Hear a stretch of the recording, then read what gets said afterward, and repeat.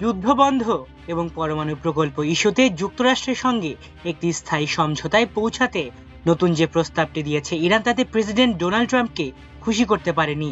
কারণ তিনি মনে করছেন নতুন প্রস্তাবে পরমাণু কর্মসূচিকে যথাযথ গুরুত্ব দেয়া হয়নি।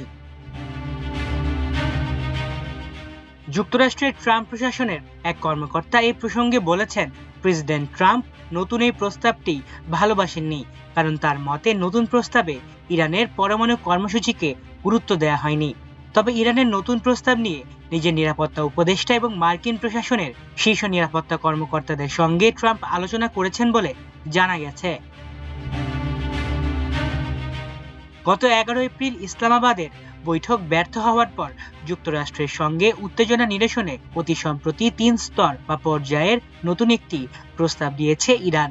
এই যুদ্ধের মধ্যস্থতাকারী দেশ পাকিস্তানের মাধ্যমে ইতোমধ্যে সেই প্রস্তাব যুক্তরাষ্ট্রের কাছে পাঠানো হয়েছে। নতুন প্রথম পর্যায়ের যুদ্ধ সম্পূর্ণভাবে বন্ধ করতে হবে এবং পরবর্তীতে ইরান এবং লেবাননে আর আগ্রাসী হামলা হবে না, এই নিশ্চয়তা দিতে হবে যুক্তরাষ্ট্র ও ইসরায়েলকে। দ্বিতীয় পর্যায়ে যদি প্রথম স্তরের দাবি যুক্তরাষ্ট্র ও ইসরায়েল মেনে নেয়, তাহলে দ্বিতীয় স্তরে গুরুত্বপূর্ণ আন্তর্জাতিক বাণিজ্য পথ, হরমুজ প্রণালী পরিচালনা সংক্রান্ত ব্যবস্থাপনা ও প্রশাসনিক কাঠামো নিয়ে সিদ্ধান্তে পৌঁছানোর আলোচনা চলবে। তৃতীয়ত, যদি প্রথম ও দ্বিতীয় পর্যায়ের সঙ্গে এই যুদ্ধের সঙ্গে সংশ্লিষ্ট সব পক্ষ মীমাংসায় পৌঁছায়, তবে ইরানের পরমাণু প্রকল্প নিয়ে আলোচনা শুরু হবে।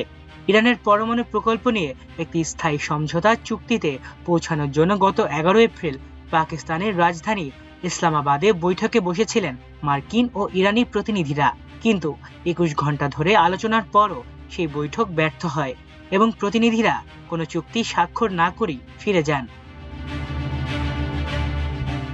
প্রথম দফা সংলাপ ব্যর্থ হওয়ার পর যুক্তরাষ্ট্র ও ইরানকে দ্বিতীয় দফা সংলাপে আসার আমন্ত্রণ জানায় পাকিস্তান সহ বিভিন্ন দেশ। ইরানের পক্ষ থেকে বলা হয়েছে, যুক্তরাষ্ট্র যদি দ্বিতীয় দফা সংলাপে বসতে চায়, সেক্ষেত্রে নতুন প্রস্তাবের ভিত্তিতে সেই সংলাপ হতে পারে।